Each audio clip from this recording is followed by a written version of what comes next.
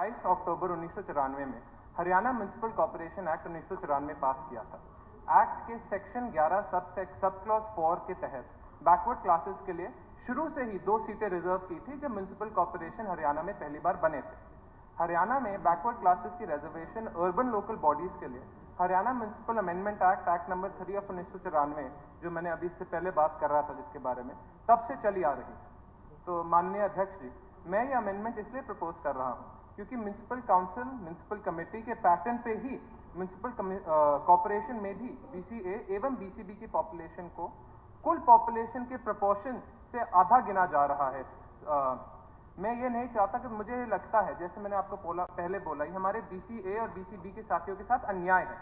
इसलिए मैंने section 11 sub clause 4A small letter ए में यह अमेंडमेंट प्रपोज किया।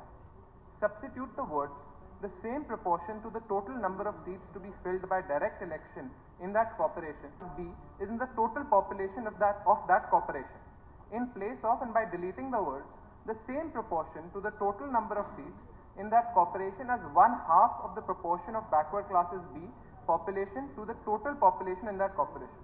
माननीय अध्यक्ष जी, इसी प्रकार से बीसीए एवं बीसीबी को म्युनिसिपल कॉर्पोरेशन में भी 27% आरक्षण मिलना चाहिए।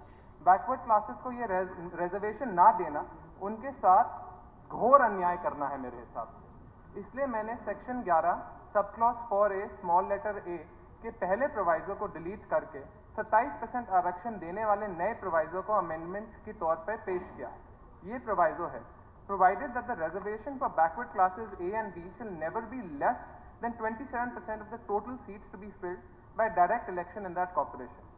मेरी आपसे एवं पूरे सदन से ये प्रार्थना है, यह अमेंडमेंट मंजूर की जाए और बैकवर्ड क्लासेस के हमारे साथियों को न्याय मिले, उन्हें उनका हक मिले। बहुत बहुत धन्यवाद।